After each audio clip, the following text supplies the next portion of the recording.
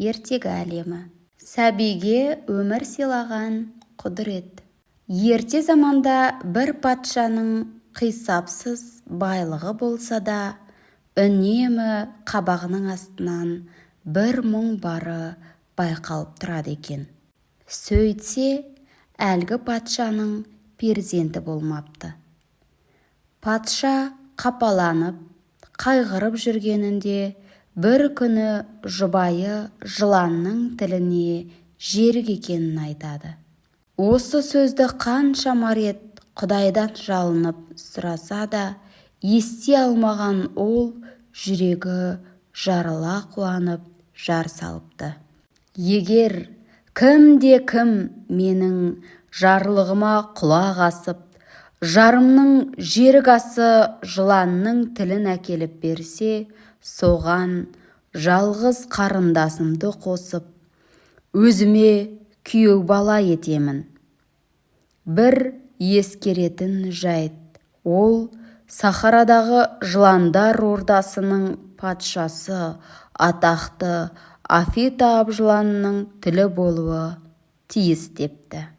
Үмітсіз шайтан, демекші, байлық пен аса сұлу патша қарындасын алуға қызыққандар Сахараға жол тартыпты. Олардың ішінде сол шаһарда тұратын бір саудагердің Азу есімді баласы да бар екен.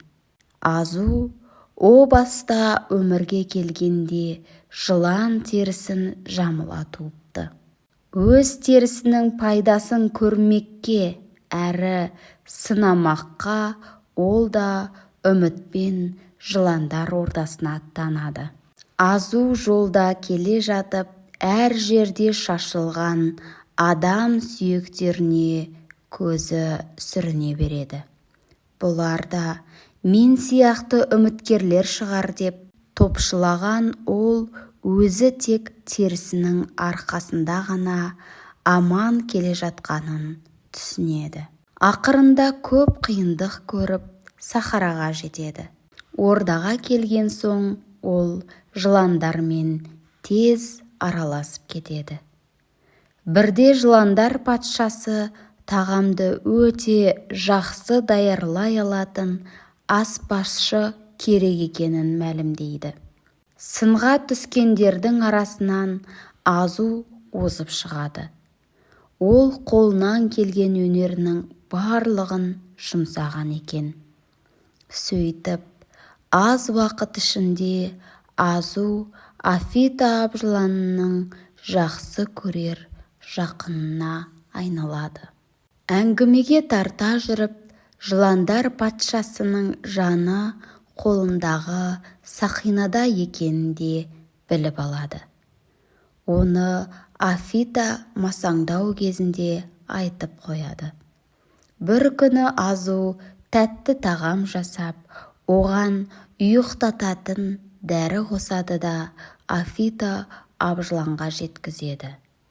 Ол қатты ұйқыға кеткен кезде сақинасын алып қақ ортасынан бөледі. Содан соң тілін кесіп алып, түн қараңғылығымен тайып отырады. Бұл оқиғаны таң атқан соң бірақ білген жыландар оны әрі іздеп, бері іздеп таба алмай қала береді. Азудың оңай құтылуының себебі Сахарадан шыққан соң ол адам қалпына қайтадан ауысып алуында еді. Еліне аман есен оралған Азу патшаға жыланның тілін әкеліп беріп, оның қарындасына үйленеді. Ал жерік асын жеген патша жары көңілі судай тасып, ай күні жетіп ұлды болады. Ұлан ғасыр той жасалады. Той десе қу бас домалайды демекші, бұл тойға баяғы Азуды іздеп жүрген жылан да келіпті. Ол Азуды иісінен танып қалып, санын бірақ соғыпты. Ішіне кек түйіп, өз ордасына қайтады. Ордасына барған соң бұл жаңалықты басқаларға да айтып жеткізеді. Мұны есіткен жыландар ашуланып, адамзаттан кек алмаққа бекінеді. Улы тілі арқылы адам баласына зиян келтіріп, ұрпағын кеселге душар етпек болады. Афита абжыланның жұбайы Флита абжылан қатты ызаланып, оны өлтірмекке өзі аттанатынын мәлімдейді. Афита абжылан дүние салған кезде ол қасында болмаған, алысқа қонаққа кеткен екен. Араға біраз уақыт салып, Флита абжылан патшалыққа да келеді. Азуды іздеп жүріп, бір үйдің түндігінен сығалап қараса, бесіктегі жас баланы көреді. Бұл жаңа туған нәресте әрине патшаның мұрагері еді. Ол бар ашуын осы баладан алмаққа бекінеді. Үйде жан жоқ кезді пайдаланып, түндіктен түседі. Баланың қасына енді жақындай бергенінде есіктен бір әйел кіріп келеді. Жылан сасқалақтап қалады. Ал патша жарының абыржығаны сонша тілі күрмеліп, «О, Құдайым, жалғыз сәбиімді ажалға қалай қиям? Оны босанарда жыланның тіліне жерік болып едім. Енді ажалы да сол жыланның тілінен болмақ па? Жоқ, құтқара көр» деп жалбарыныпты. Сол сәтте қайдан есіне түскені белгісіз, ошақта тұрған сүтке қарай ұмтылады. Қазандағы сүтті жыланға көрсетіп тұрып, «О, әбжылан, менің жалғызыма қиянат жасама. Жүрегім сезеді, сен кек алмақшысың. Баламды саған бермеймін, болмаса мені шақ. Мен де анамын, ана сүтінен жаралғанмын. Балам да, басқа жан-жануарлар да ана сүтінен жаралған.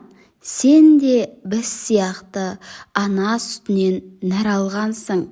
Тіршілік иесінің нәрі сүт. Ол қасиетті де қастерлі. Оны жаратқан ием сыйға тартқан. Ақты жерге төкпе деуі де сондықтан. Ал мен сол сүтті сенің басыңа төгемін. Тек балам үшін, тек жалғызымның өмірі үшін ғана салттан аттаймын. О, әбжылан, опасыз, сенің уың осы сүт арқылы құдіретінен айырылсын. О, жаратушым, тілегімді қабыл ет деп еңіреп тұрып, сүтті жыланға шашып жібереді.